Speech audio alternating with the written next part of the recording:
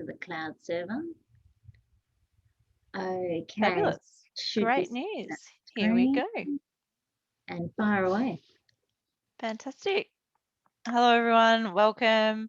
I'm Sarah Wallace, the Young Farmer Coordinator for Agriculture Victoria, based in Benalla. Welcome to the final Farm Finance Game Prepared webinar for this series. This session is being recorded and will be made available after the session. So this series aims to provide you with an introduction to farm finance and to help you get sorted when starting out in farm business. The series is delivered by Agriculture Victoria and supported through the Smarter, Safer Farms initiative. So I'd like to acknowledge the traditional owners of the lands on which we are all meeting tonight virtually. I pay my respects to their elders past, present and emerging, and to the elders of other communities who may be here today. So let's make a start. Jane, if you can get the slide to go across. Okay. So that's just, I guess, who's participating today, Sarah. Thank you. Yeah, next slide. Keep going. Zoom, I think everyone's familiar with Zoom, so we'll move on. We might just get moving into tonight's content if that's fantastic. That's a great idea. Working, and I will take over from here. So hello to everyone and welcome this evening, and also if you're watching the recording, it's great that you can access tonight's session. So tonight is all about setting plans into action, and I'm Jane Foster from ORM. So we've been working together with Agriculture Victoria and Sarah to deliver a series of these webinars that have worked us through basically the approach to farm finance, getting prepared, and that has also been designed to assist you, particularly if you are interacting with banks or having to make finance applications. We've given you some hints and tips as we've worked through this webinar series. So tonight is the culmination of the series, and we are concluding with how we can set some of these plans into action. So the objective tonight is to talk you through a bit of a systematic way that you can implement any sort of plan or activity that you want to undertake in your farm business. I'm going to approach this from a fairly high level tonight, so looking at the overall business activities that we want to conduct through maybe an annual production cycle. But essentially, if you have any sort of projects or special activities that you need to undertake, and they're ones that maybe you don't do routinely as part of the farming process, and you're a little bit unsure as to how to approach them, tonight might give you a few hints and tips as to how you can get started. So when we talk about setting plans into action, there is a bit of a systematic way we can do this. So if you see the graphic that's on the screen right now, it starts off at the top there. We need to define the goals. So that's really getting an understanding of what it is that we're trying to achieve, what our outcome will be that we want to arrive at. And if we can define that quite clearly, it will certainly help with ensuring that we follow the correct process and steps so that we have a successful outcome. And listing the steps is one of the key tasks that we should undertake. So once we've defined the goals, we should have an idea of where we need to arrive to. And then we go through and list the steps that we believe we'll have to undertake to get there. It is a case where that may evolve over time. So it may not be that you sit down in the first instant and list out the steps and you have them all completely well defined. But the point of it is to actually make a start somewhere, because occasionally a task can seem so large and so complex. It's really difficult to know how we're going to achieve our outcomes over time. But if we start breaking these things down incrementally, they seem certainly more achievable. So once we've listed the steps, we need to prioritize our tasks, and that's to ensure that we do them in the correct sequence, that we do the most important tasks and focus on those. And once we've been able to determine some of those prioritizations, we need to set some milestone dates around when we need to have completed certain aspects of our task by. So there might be some really important dates that need to be met for certain seasonal factors, things that need to be completed within a timely way, because from a production perspective, they're really important that we do undertake them at the right times. And so that would be important to set those milestones in place. Once we've set our milestone dates, it's important that we go about organising the required resources. So those resources could be, our plant and equipment, could be our inputs to production, could be the people that we're going to need to assist us with undertaking the tasks. And we need to make sure that all of those things are organised to arrive in a timely way that we can actually meet those set milestone dates. And so that's where the milestone dates can give us a very good lead in as to in what timeframes we need to have certain resources organised to be available. And once we've gone through those processes and we start and we're underway, we really need to continually monitor our progress, because that will tell us if we are falling behind where we need to be to meet those set milestone dates. And it will also give us an early warning if we need to take maybe some action to speed up some process that's lagging behind. It may give us an indication that we're going to have trouble meeting a milestone date. But if also we're ahead of schedule, then that could mean that certain resources may be required earlier than we'd anticipated, and so that will help us get an understanding of that as well. So in terms of setting plans into action, no matter what the plan is, this is a really good systematic process that you can work through that will help you break the tasks down into incremental pieces, and it will certainly help in getting the program underway, whatever that might be in your particular farming enterprise. So what we're going to do tonight is spend a little bit of time in each of those steps or stages so that I can outline those to you in a little bit more detail to give you more insight as to exactly what you'd be doing at each of those steps in the process. And so tonight's going to look a little bit like this. We're going to work through those categories. So we'll define the goal, we'll list the steps to follow, we'll talk about prioritizing tasks, we'll look at how we go about setting milestones, and then we'll have a look at how we can organize our resources or some tips on managing those there. So let's start off. Let's have a look at defining the goal. Okay, so in its most simple summation, the goal should really be defined by the business outcomes we need to achieve. And once we know what we need to achieve, we need to list what our objectives will be.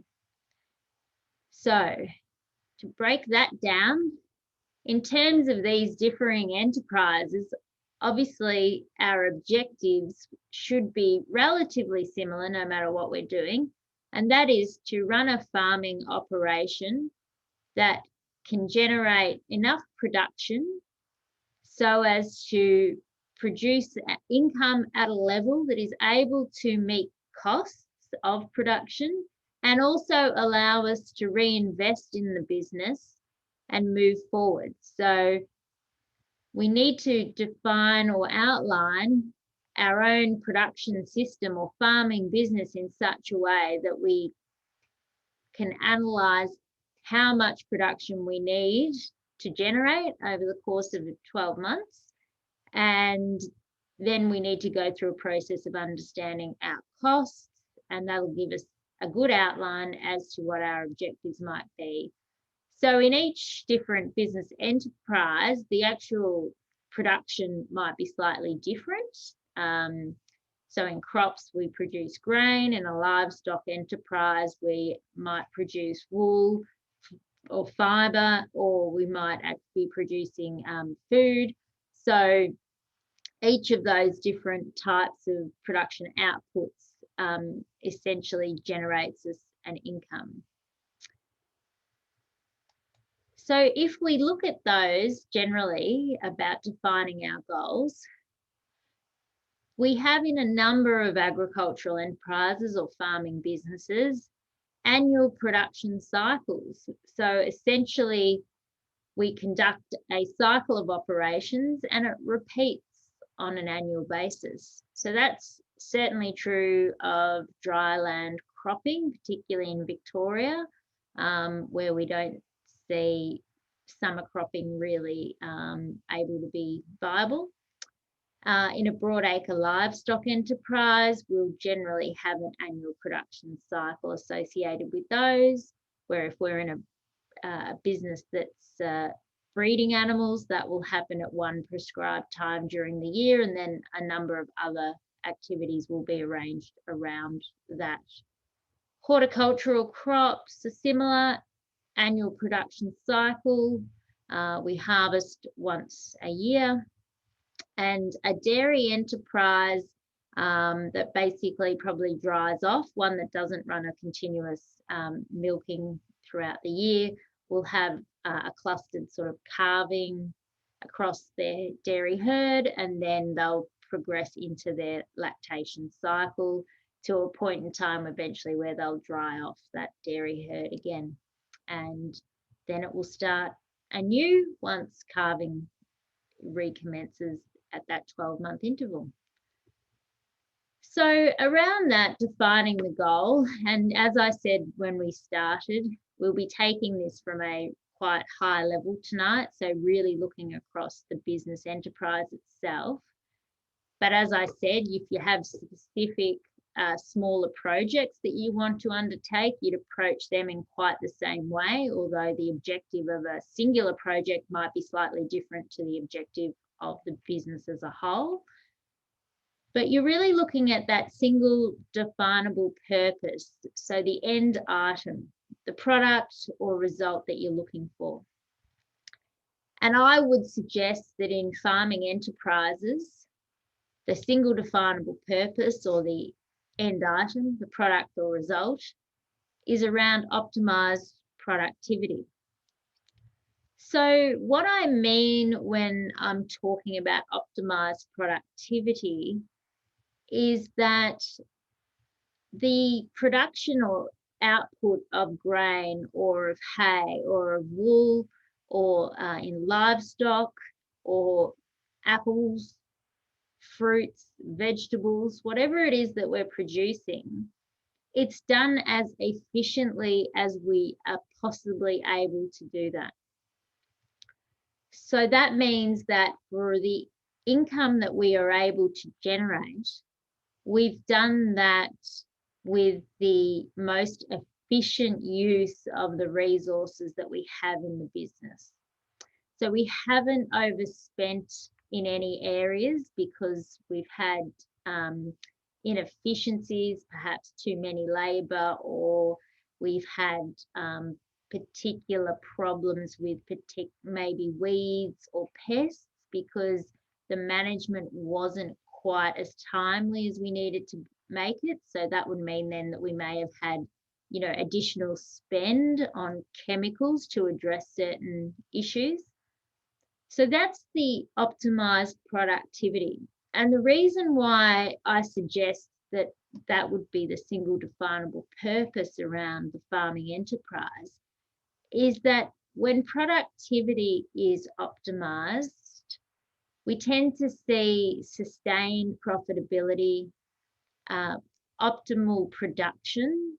So optimal production doesn't always mean maximum production, because sometimes in attempting to maximize, for every additional dollar that we spend, we don't generate an additional dollar of income potentially, and then we start to affect our actual productivity. So it's all about ensuring that we get those balances right, that we've managed our expenditure in such a way that we can actually ensure that we're as profitable as possible in an annual cycle, and that would take into account also what's happening with markets and commodity markets, which we have spoken about earlier in our sequence of these events. And so as much as we can manage our expenditure, that does definitely give us slightly more resilience around some of those commodity market movements, which we've talked about previously. And then also on top of that, we want to ensure that we have an acceptable risk profile. And so that really means that in the enterprises that we're running, our best years and our worst years are not so extreme that if we had a sequence of worst years, it would mean that we were unable to continue our farming business. So we're trying to manage the downward effect of the worst years, which may mean in some ways we don't have the extreme highs in the good years, but what it does is it balances out our average performance.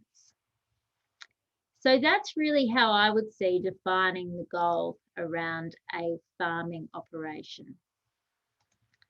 And so why is that important? And I've alluded to that a little bit in my earlier comments. So profitability is important in farm business, as it will provide resilience during those times of income volatility. And we see income volatility from basically two sources. We've seen it historically due to commodity price volatility. So where particular commodities have experienced sudden and rapid deterioration in their market prices, which were not planned for. And we also see it around production volatility. And the production volatility aspect is very much related to those seasonal and climate factors that we all know are particularly prevalent in terms of having an impact on agricultural production. And one of the reasons that profitability provides resilience is twofold. So when we're profitable, that means we're generating more income than we're incurring expenses. So it really means at the end of, generally we analyse it over a 12-month period. At the end of that 12-month period, we have surplus income still left over from that 12 months of operations. So that means we can maybe reinvest that in the business. So that might mean some new technology or something that decreases our costs or might actually further increase our income. And so you can see those flow-on effects enable the business to really continue to reinvest in itself. Secondly to that, we may take the opportunity to accumulate some cash or cash reserves. And then when we have those lower income years, we have some resources in terms of cash that we can draw on that we have saved from prior production periods to utilise them when maybe we're experiencing a lower income year. And the second part in that is also that the higher the percentage of profit per dollar of income means that the business has more resilience to lower commodity prices or lower production due to those climate and weather variations. So I guess what I'm saying there is we see great variation across the agricultural sector in terms of the profit as a percentage of income. So for some farming businesses, and when I talk about these numbers, I generally reflect on a 5-year average because that helps us remove some of those seasonal factors and the volatility. Some businesses, for each dollar that they earn in income, they will have, say, 5 cents of that available as profit, or we could say it's 5%. So if you think of $1, when I'm equating it to 5 cents of profit, that's 5% of that dollar is available as profit. If you compare that to a business that it generates, for every dollar of income that it generates, it's able to derive out 20 cents of profit or 20%, then you could see that that second business has a larger buffer to be able to absorb variations in income. The first business I spoke about, which only has the 5% profit on income, would not need its income to reduce significantly, and they would not be generating enough income to meet costs. Whereas the second business at 20% profit for each dollar of income is able to absorb a larger real deterioration in income and still potentially generate some profit. And so hopefully you can understand that twofold effect. So businesses that generate larger profits as a percentage of income are able to accumulate reserves. And secondly, they're able to absorb greater variances in potentially their production quantities and then therefore income. Or secondly, they're able to absorb commodity price fluctuations. Okay, so to build on that concept, I have this graphic which I like to reflect on because it really outlines or summarizes the factors of financial resilience. And I guess in this context, I'm suggesting that when you're defining the goals or objectives of the business or the single definable outcome, resilience would be a big part of that. So enabling a farming system that is resilient in the face of commodity price adjustments and also that production volatility, which we all know is a significant factor that we have to contend with. And so the factors of financial resilience, as outlined here, include that net income, or net income is sometimes referred to as profit, which I've spoken about at length. Another factor of that is the gross margin. So the gross margin, which we've referred to in previous webinars, is effectively the total income from sales less the variable costs of those sales. And the variable costs are the things that are direct inputs to production. So for a cropping example, which is probably quite an easy one to illustrate, your total grain sales, less your fertilizer costs, less your chemical costs, less your seed and other input costs. So if you take those figures, then you would be left with your gross margin. And your gross margin or gross profit is what's available to meet all the other expenses associated with operating your business. So that's maybe if you own land, it's paying rates. If you operate equipment, you might have to meet the operating expenses of the equipment. Repairs and maintenance, labor, they will all be paid by the available gross profit. So the gross margin you might see sometimes reflected as a percentage.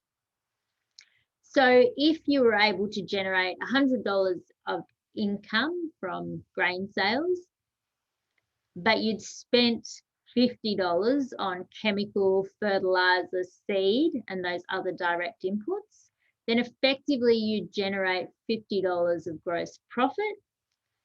And that would mean that your gross margin was 50%. So you can see that it's a measure as in the percentage of income that you're able to generate as gross profit. So if that's at all confusing, just do a quick Google search on gross margin, gross profit, and I'm sure it'll clear it up very quickly for you. Another factor of financial resilience is cash flow. And we've had quite lengthy and extensive discussions on cash flow as we've moved through this webinar series. We had a whole session just on cash flow. So cash flow is the ability to manage the inflow and outflow of cash in the business. Obviously, the inflows come through our income, through sales of whatever we're producing.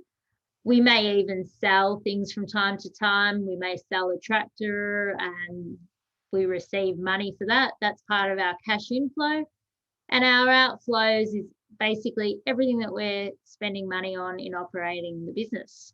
So that'll include all of our feed or fodder in particularly a livestock type of business.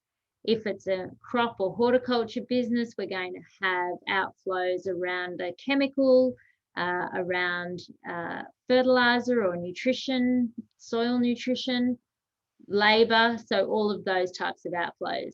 And it's very much the balance of those as we go through the year.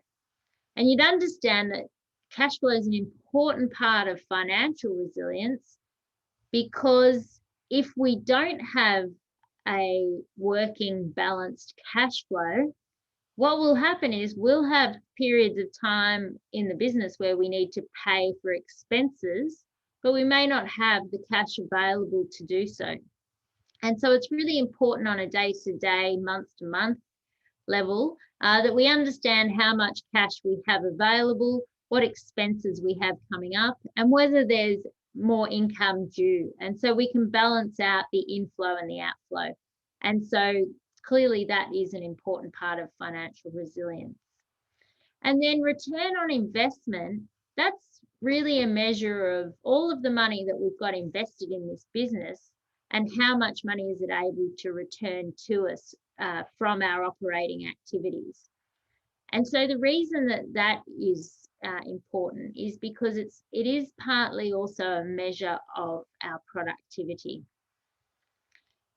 So in some businesses, it may be possible that they actually operate with maybe slightly inferior land that's not as valuable. Maybe their equipment's slightly older, so it's, hasn't cost as much, but they can still produce and generate a very good level of income from those slightly lower value assets. On the other hand, you may have another business that has very good productive land that's very highly valued, and they may have a lot newer equipment that's a lot more costly.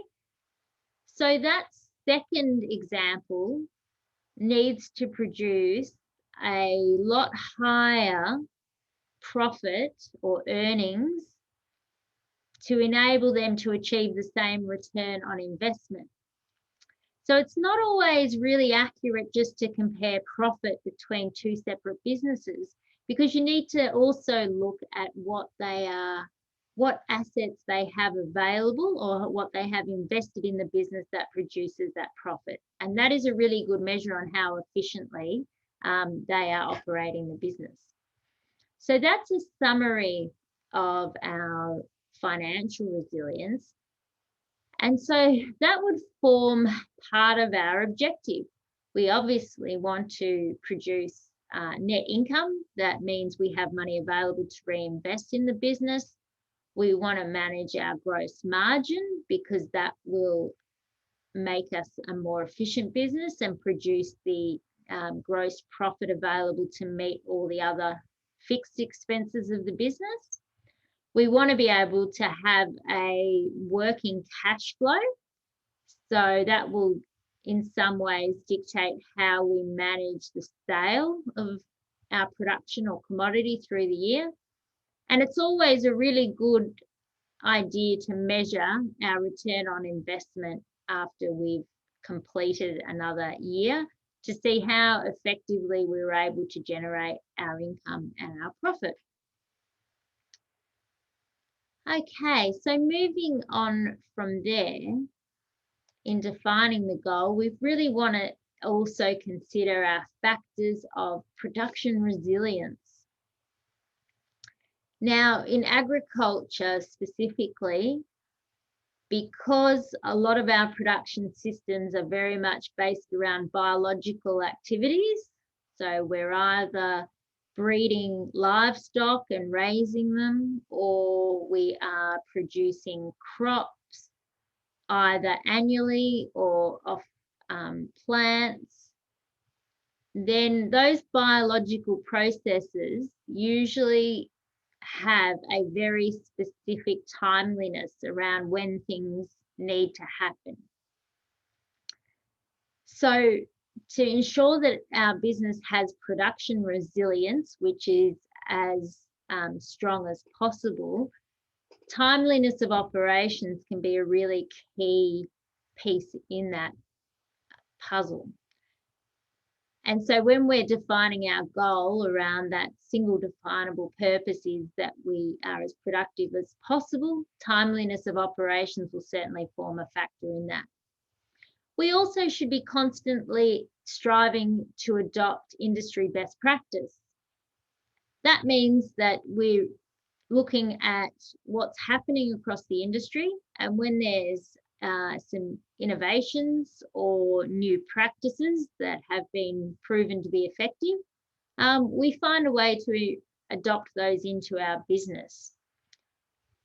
There's also clearly pest and disease management, which is a really key or strong issue in biological production systems that we are involved with. And so we have to ensure that in however we plan our business processes or farming processes throughout the year, that we're taking into account the management around pest and disease. And similarly, when we look at how we're going to run the farming operations over the year, that we're attributing timeliness of operations and ensuring that we can achieve those.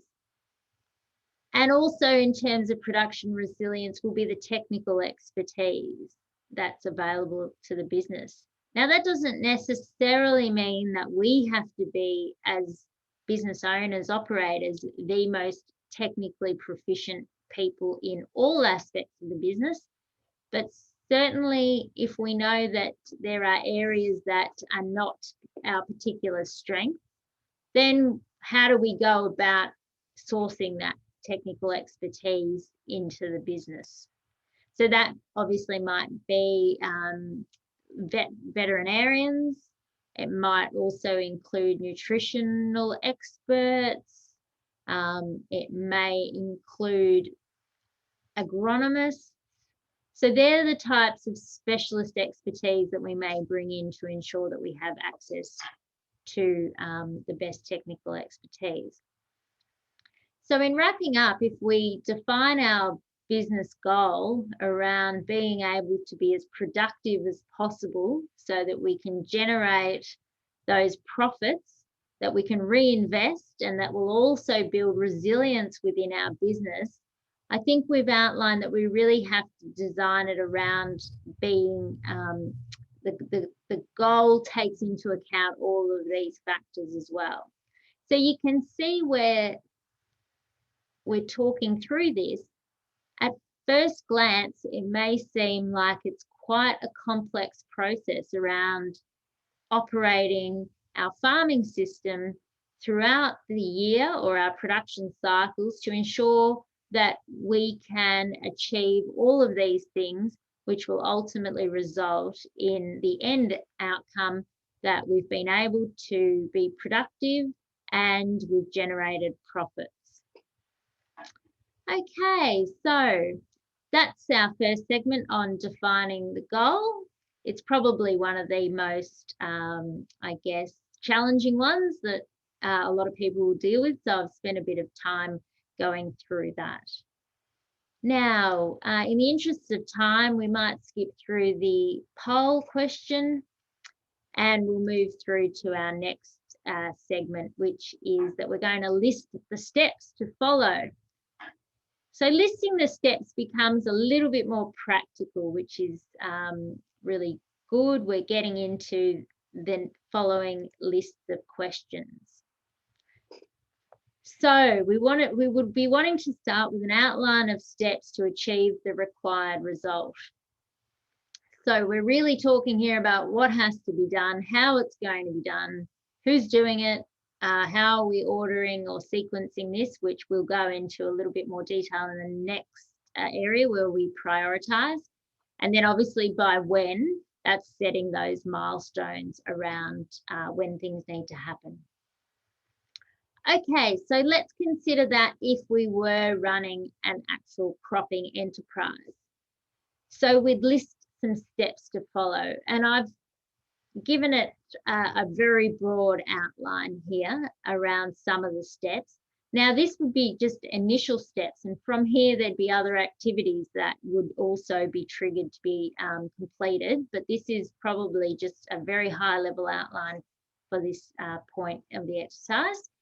So in a cropping operation, if we know that we're going to sow crops and harvest them at the end of the year, how do we approach that initially? So we would take an assessment of the area that we're going to actually plant the crops in, and we'd be looking for seasonal issues that we might have to address. So that could be particular weed issues. It could be other things that have happened in terms of pests. Obviously, up in New South Wales, they're having particular challenges with mice right now, which is pretty horrible for them all to deal with. So once we've considered those, we'd establish the crop rotations and decide what cultivars we're going to grow. So that would be particularly, if we've got a cereal on rotation or an oilseed or potentially a legume. And we'd allocate those around the land or paddocks that we've got available to crop that year. We've got to make some preparations to address any issues pre-sowing. So that might be in terms of residual stubbles left from last year. It might be some weed issues that we want to try and address. And it could be those types of physical issues where we're looking at preparing for our sowing for this year. We're obviously going to have to acquire inputs, seed, chemical, fertilizer, think about, well, from where and how much. So we'll have done a bit of a plan around how much we'll need to acquire. We need to prepare our equipment and test it. So probably here, one of the larger things that I see happening, and it obviously is always a challenge because things always go wrong at the worst times, but often the seeding equipment hasn't been used for 12 months. We pull it out of the shed, ready to go. It's been serviced, but in the intervening period of time, something has gone awry or something's not quite working right. So it really does help if we get ahead of the curve and start or doing a test run before we really need to get going full and proper to make sure that there are no issues. Because if we pull the seeder out on the day we want to start sowing and we find that a component has broken down or needs to be replaced, then that's obviously going to put us a few days behind. Whereas if we knew about that weeks in advance, we might have been able to address it and we still get going on the date that we want to start. So then I would say you'd outline a sowing plan. You'd potentially be looking at the paddocks and assessing what's being sown in them, and then that would dictate where they come in terms of an order of sowing. So generally in Victoria, we start off sowing our oilseed or canola is generally the oilseed that we see sown. We'll see that started off first. Then we might move into our other crops if we're doing cereals, for example, or oat and hay. They'll come after the canola is sown. And then often we'll finish up with maybe some barley because it's a shorter season plant. So that's how we generally know when we're going to be in which paddocks. We need to also identify any paddock preparation activities and set that calendar. Now, one of the things that I've got to share there, which is from a grower, and this has been shared around, it's a plan that they do. So it's basically setting out the steps of their paddocks and then what the sowing setup would be for each paddock. And this helps them to ensure that regardless of who sows the paddock, it gets done correctly. So that's another really important part of being able to effectively achieve the outcome that we're looking for, that anyone that needs to assist us in getting through the steps can actually easily understand and interpret what we need to do and when it needs to be done. So that might give a bit of a tip on how some people produce and keep their records so that they can ensure quality of processes and ensure that the steps are followed and outlined correctly. Okay, so that's a bit about listing the steps. Next, we'll move into prioritizing the tasks. So this one can be an area that some people seem to be just naturally a little bit more gifted and others seem to struggle sometimes. But I think it's definitely something that everybody, if they applied just a little bit of planning around it, it would definitely make things a lot clearer.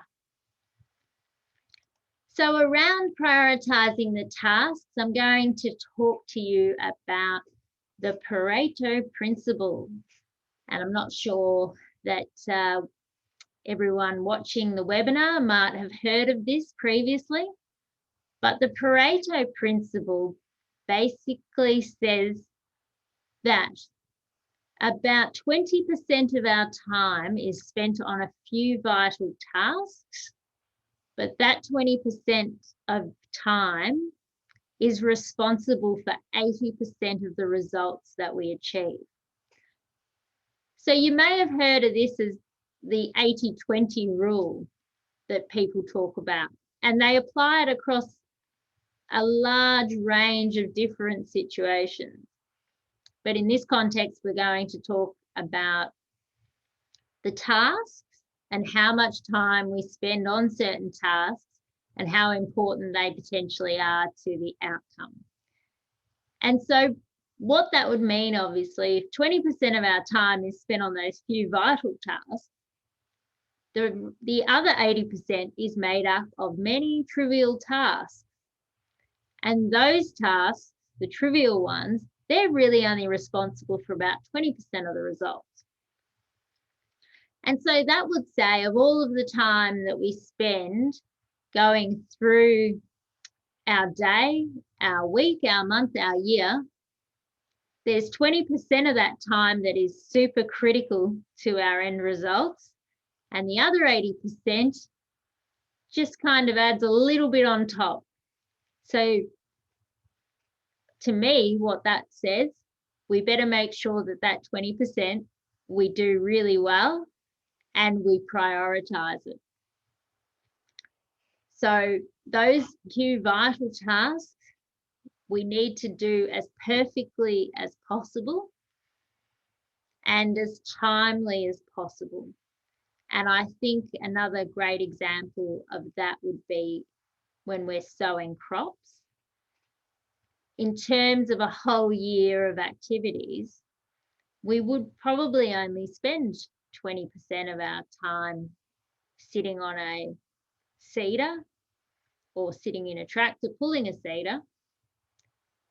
But how well we do the sowing, how timely we are at sowing in a cropping scenario is definitely responsible for 80% of our results. Because if we were to sow at the absolute wrong time, or we were to sow the crops extremely poorly because maybe the seeder wasn't putting out seed at the correct rate and we didn't recognize that or adjust that, then that 20% of our time that we spent is going to have a huge impact on our outcome because we didn't sow at the right time and we did it very, very poorly. So I think from that, it just might illustrate a little bit what that Pareto principle is suggesting to us, that we really need to focus on the 20%, the few vital tasks, and make sure they're executed extremely well. And so they would be the tasks that are prioritized above all else. If you think about it in that context, that might help you when you're looking at a number of varying tasks that you have to complete over the course of a day, a week, a month. And it may actually help you to identify which are the tasks that need to have the higher priority, because you'll know that they are the tasks that really do support and generate 80% of your results, be that either through the yields that you're able to generate, through the numbers of live offspring that are potentially born, through the quality of your livestock. So they're the things that you would really focus and prioritize on. If we look at this in a slightly different diagram, you'd see there that what we're saying in that context is that factor 1 and factor 2, whatever those two factors might be in your particular production system, they're responsible for about 75% of your outcomes. And then beyond that, you still need to be considering factor 3, 4, 5, and 6, but those will not contribute the same level of impact as 1 and 2 have in their combined cumulative way. And so that's where you could see that if you were not aware of that and you were actually prioritizing tasks that relate to factor 5, 6, or 7, then you could have a very significant detrimental impact on your outcomes. Because factor 1 and 2 are the real keys and critical to most of the outcome and success that you'll be able to achieve throughout the year. So hopefully that gives you a little bit of context around prioritization, and that when you are reviewing what's really critical in your farm production system, you'll be able to identify those key tasks, and then you'll be able to understand which are the less vital tasks, which will really help you to be able to prioritize, especially when the work demands are really high and you don't seem to have enough time available to you to do everything. Sometimes we do have to prioritize certain tasks and leave others for later, because at the end of the day, they won't have a very direct influence on our outcomes. But yet there's quite a number that are still very important, especially where they're to do with compliance issues. Okay, so if I can give you a bit of context around that, I think in summary, what I'm saying is you should identify the 20% of your effort that's going to drive 80% of the results. And then you should prioritize that and perfect it as well. Because clearly, if you can do the 20% really, really well, and that is the keys to success, then you're more than halfway there already. So some things that might help with being able to do that prioritization and then managing the order of tasks and how they're performed. It can help if you do prepare a work plan. Then if you monitor that plan, you'll be able to see how it's progressing, so that if there are potential issues that you have building, you can take early preventative action to avoid those. You'll have to consistently be adjusting the plan often, because we are in a dynamic system. We can't just sit at a machine and punch out widgets, which is a made-up term, by the way, widgets, but you'll hear that a bit. We have a very dynamic biological system that involves often livestock are involved. So we need to be able to adjust, and we need to be able to do that in the right ways so that we can still achieve the outcomes that we need to. And I think also setting a budget and tracking a budget is really important in sometimes informing those decisions about what we need to prioritize.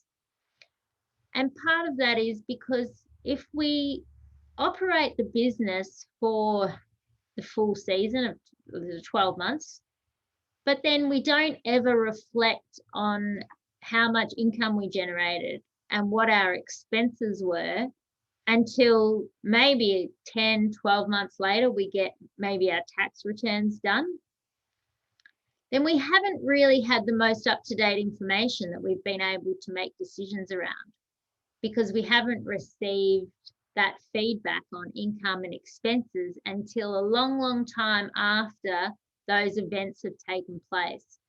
And so that's why I'd say setting a budget and tracking a budget is work that is well worth doing and managing on an ongoing basis.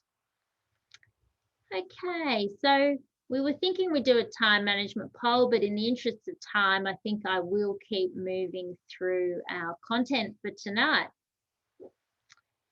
Okay, so next we're going to talk about setting some milestones.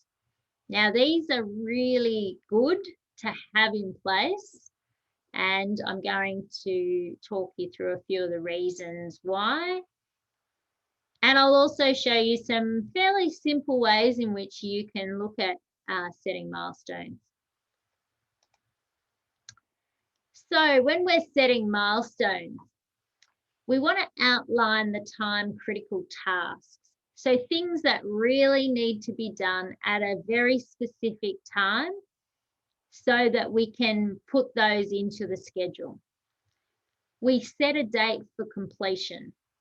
And then often what can work really well is that if we know something has to be done within a specific time or at a specific time, we schedule it, and then we can work backwards to determine how long will be required to undertake the activity or prepare for it. And so that will give us great information about when we actually need to start, because sometimes when people look at a task, they may underestimate how long it's going to take. And then what happens is they start too late, or they don't start preparing for it until right before that needs to be done. And then the problem with that can be that any unexpected delays mean that it obviously isn't performed at the right time. So that's why I say also when we're planning, we need to allow a contingency for unexpected delays because they do happen. It's often unavoidable. But if we've got some contingency in there, then we know that we will actually be able to still work through and around and meet our critical time tasks. We track progress because that makes sense that we keep track of where we are. And if we have challenges or issues, so sometimes one would be plant and equipment breakdowns can really hamper our progress. We really need to deal with those delays to eliminate the impact on the overall outcome. So that might mean that we bring in someone else to help us catch up. It might mean running equipment slightly longer in the day than we'd anticipated. So if we had a breakdown and we've lost 8 hours, then we may, for the next 4 days, add another 2 hours onto our day, as long as we, don't mean that we're working excessive length of time where fatigue becomes an issue.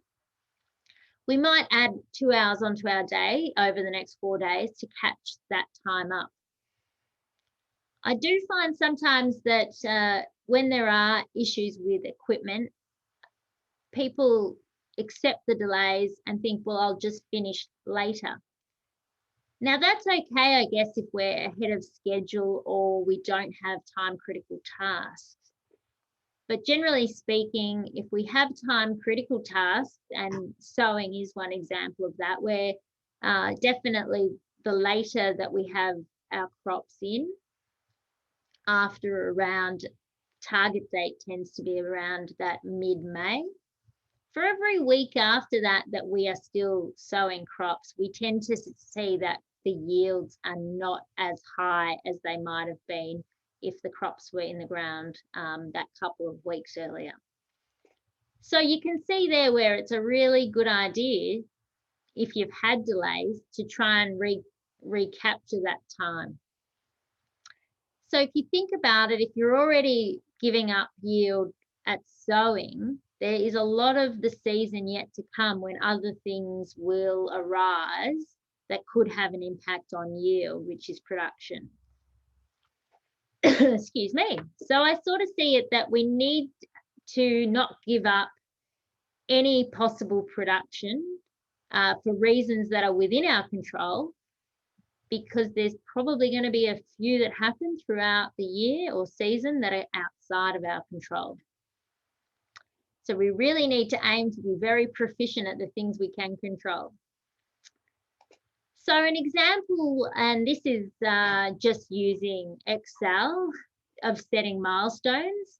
So here we have a schedule. There's some grazing canola and grazing barley to be sown, some vetch, beans, canola, some oats, hay, wheat. We have to do a bit of landmarking in amidst all of that. And then there's also, we'll finish up with some barley. So what's been done here is that the milestones have been set around how long we have to sow each of the different crop types. So, for example, the grazing canola, we've allowed 3 days to sow that and be finished. The grazing barley, 2 days. The vetch, 5 days, and so on and so on.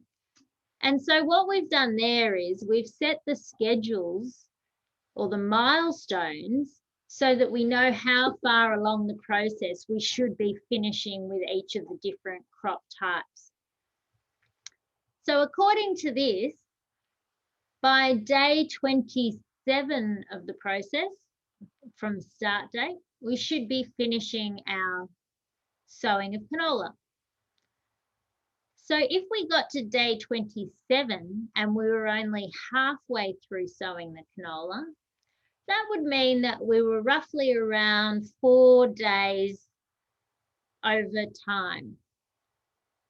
And so then what I would suggest, because we should be tracking these milestones, is that then we would look at the rest of our sowing program and identify how we can maybe catch up that 4 days. And so you'll see just by chance there, we have factored in 4 days break on day 28, 29, 30, and 31. There's 4 days of contingency built into this program. So if we recognize by day 27 that we're actually 4 days behind, then we would just keep going. We would not have a 4-day break because that would not make sense when we can use what we had scheduled as a 4-day break to basically catch up the 4 days that we're running late. So that's a really great way of setting and using milestones. Sometimes if we just knew that we had to be sowing crops for say 43 days, but we didn't have any milestones within that, it could be very challenging to know when we should be finishing at certain points. It would also be challenging to know if we were ahead of schedule or behind schedule, whether we needed to take some action to catch up time, or whether we had time available, that if we have a breakdown or something happens that we can't be on the paddock for a day, it's not something that we need to be too worried about because we are ahead of schedule. And further to that, I just make the point there, it's really important to identify sequencing of our activities too. So where a task cannot commence until a prior task is completed. So whilst this is a milestone of sowing, I've got another example for you here. And this one aims to identify some of these sequencing events. As you can see, this is done on a whiteboard. So it doesn't have to be overly complicated. Just might need a couple of whiteboards and some different colored whiteboard markers, and you can go through and do this work around planning and goal setting, and then, you know, listing out your steps and setting your milestones. And it can all be done on a whiteboard as a working document. And as you can see here, it's done on the whiteboard, and then you can take a photo of it, and that documents it for future reference in case somebody comes along and rubs your whiteboard out completely. So we often utilize this type of system where we'll work things out on whiteboards and take a photo of them for record.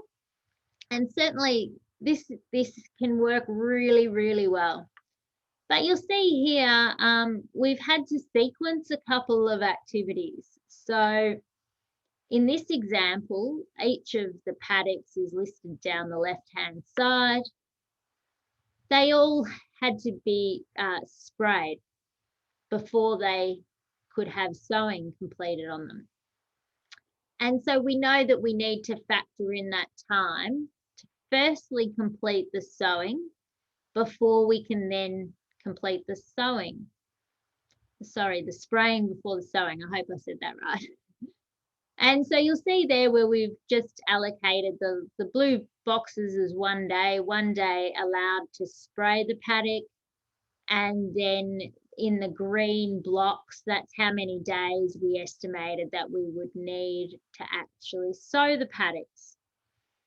And in this example too, some of the paddocks, due to some of the stubbles and trash in the paddocks, they were going to need to also be burned before they were sprayed and sowed. And some of them needed to be sprayed twice. And so we've tried to factor all of those activities in. And in some ways they needed to be sequenced, because if we were spraying early, then we needed to allow enough time for that, for any weeds to die off, before then we could progress to the next step of sowing and preparation for sowing. And then you'll see along the bottom, there was just some notes written in different weeks. So in the week ending 22 of March, there were certain things that had to be completed in that week. That next week, 29th of March, another list of activities that had to be completed in that week, and etc. And so the idea was we'd work towards a 17th of May finish for sowing all the paddocks, to ensure that they were sown within as close to the optimal time window as possible for each of them. And we've scheduled backwards from there in which weeks we need to be doing which activities. So hopefully that gives a few thoughts and ideas. Obviously, this is quite cropping centric, but you can really do this with any type of operation that you're going to conduct, as long as you can just do the timeline and estimate your activities and how long they're going to take. Okay, so hopefully that's given some practical tips around setting milestones. I'd probably say that I really can't underestimate the importance of breaking certain farming tasks down into measurable milestones. And so that could be just in terms of how many or what activities need to be done on what paddocks at what times. Or it could be looking at, as in that first example, so we know what day we need to finish sowing the canola, for example. Okay, so moving on from there, we're coming to the conclusion of tonight's webinar, and we're going to talk about organising the resources. So this is obviously another important part of setting our plan into action. And so when we talk about organising our resources, what are we actually referring to? So I've tried to break them down into some categories that might help when we're thinking about this. So I talk about the operational resources. So we might have plant, equipment, livestock, seed, chemical, fertilizer, fodder. They're the things that we're going to have to use in making the production of whatever it is that our farming enterprise is producing. We have our financial resources, which hopefully become fairly self-explanatory. Our financial resources include our working capital. So we have discussed working capital a few times throughout this series. It's really the money we have available to pay the bills on a rolling basis.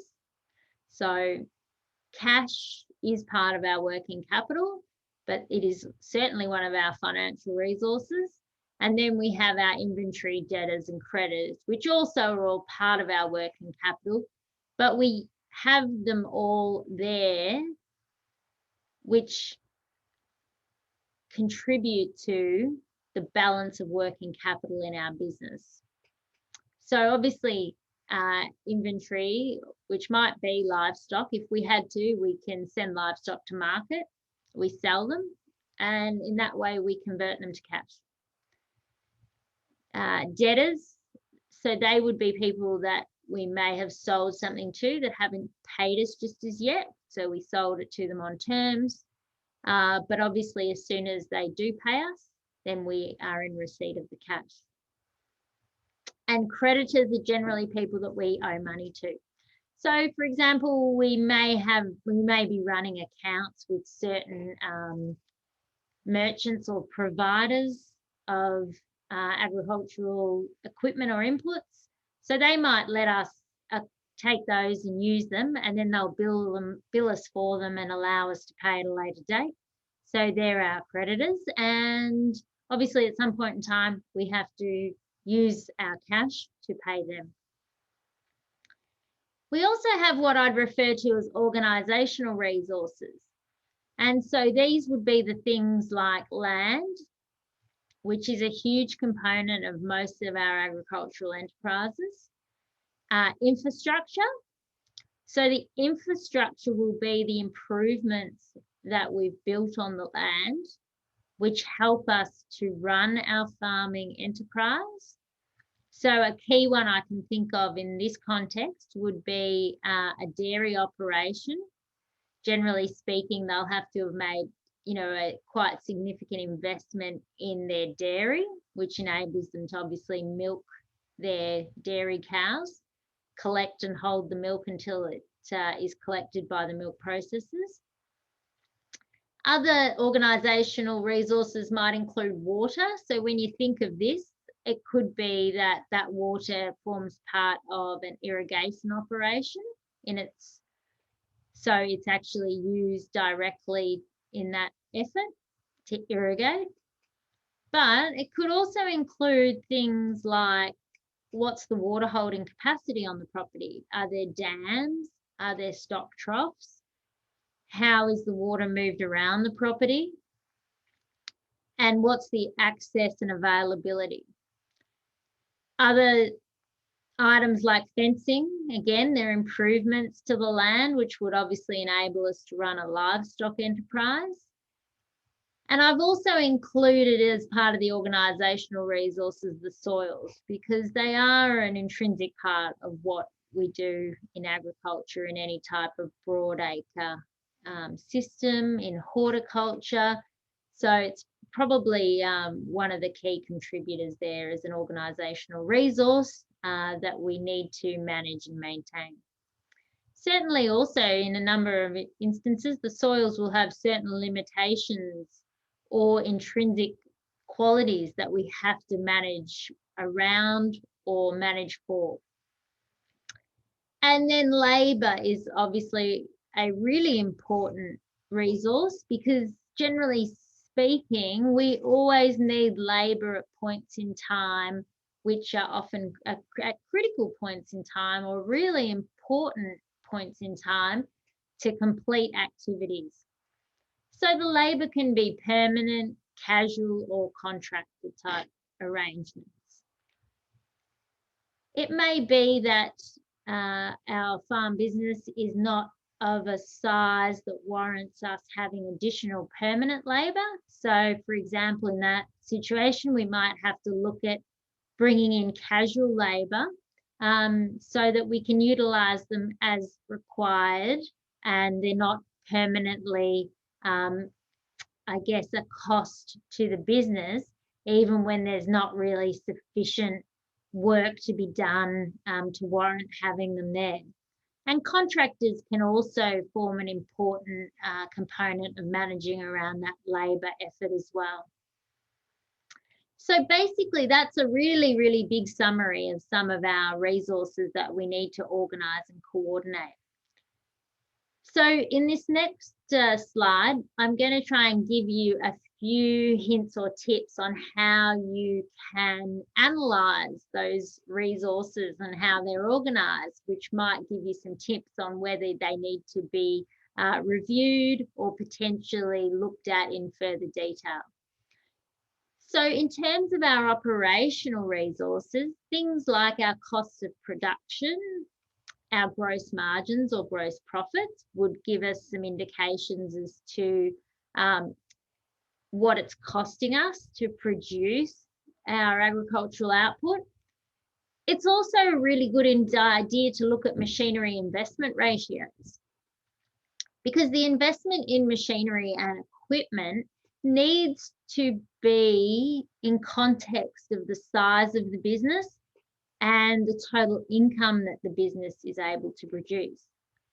So clearly it would be great to have the best, newest, biggest equipment.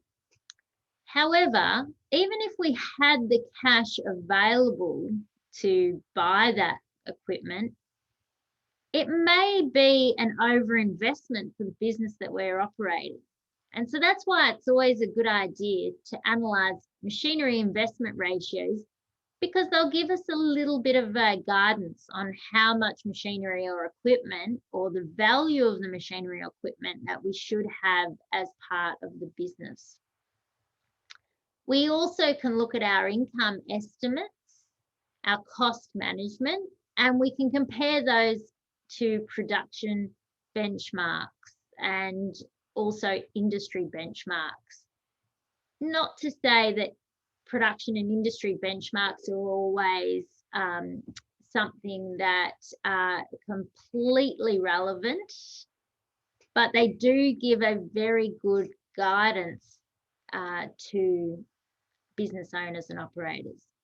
And the reason I say not always relevant is you do have to keep in context of the certain intricacies of the business that you are operating.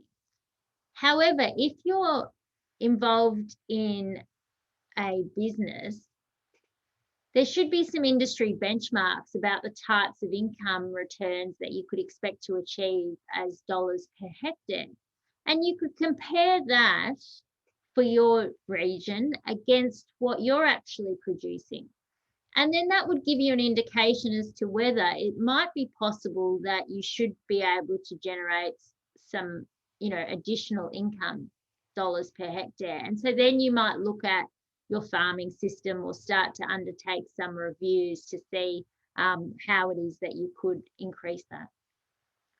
So that's the operational resources.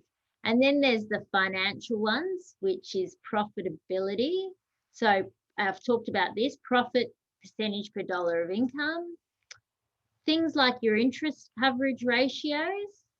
So that will tell you about your interest costs in the business and what capacity the business has to absorb interest rate increases, which is something that people are particularly thinking about at the moment with the fact that we are in a low interest rate environment. So they're trying to get an understanding of how their interest costs would look in their business if we did see interest rates increasing.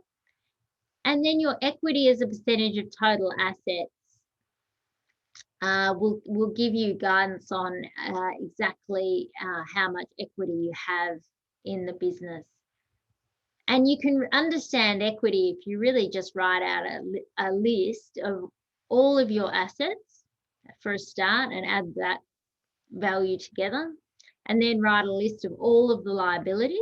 So that's basically everything that you might owe to a third party. And then the difference between the value of your assets and the value of your liabilities is your equity. And then you can work that as a percentage if you take it as a percentage of your assets.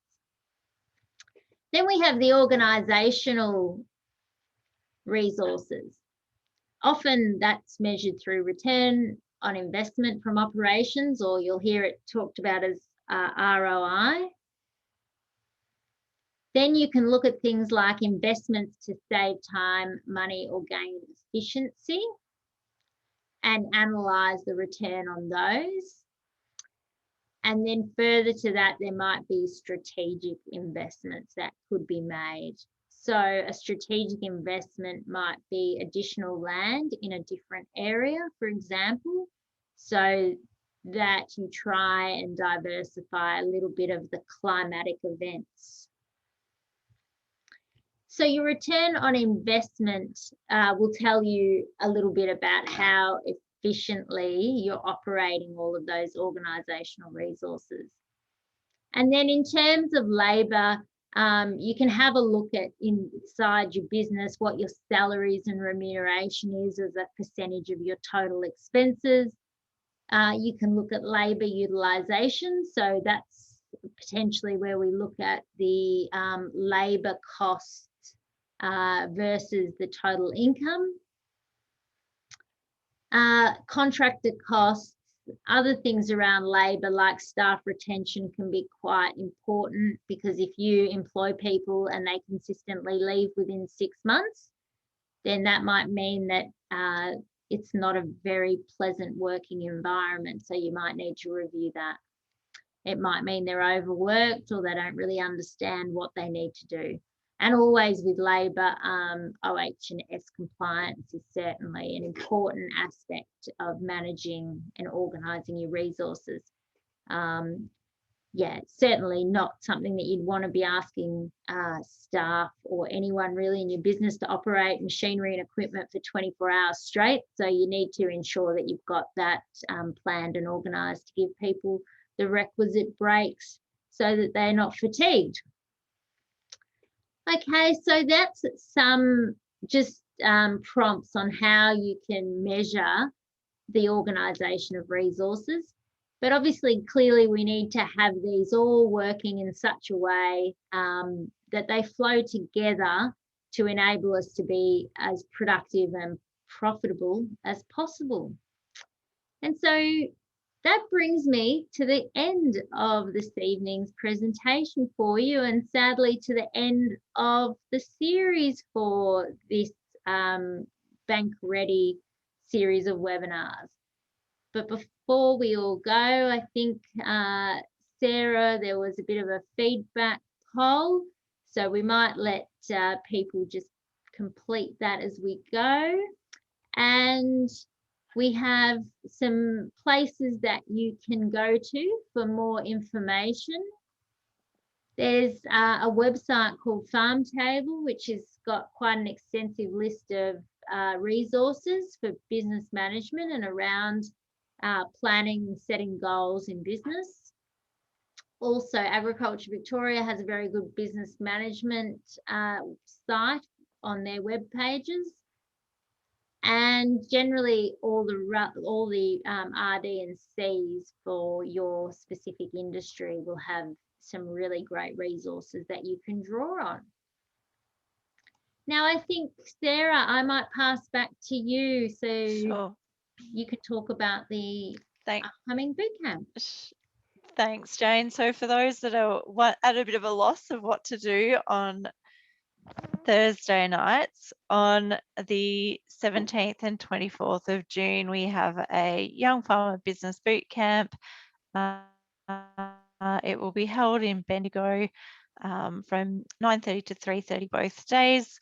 So if you're interested, please look up the Bendigo Bootcamp at the Eventbrite website and register there.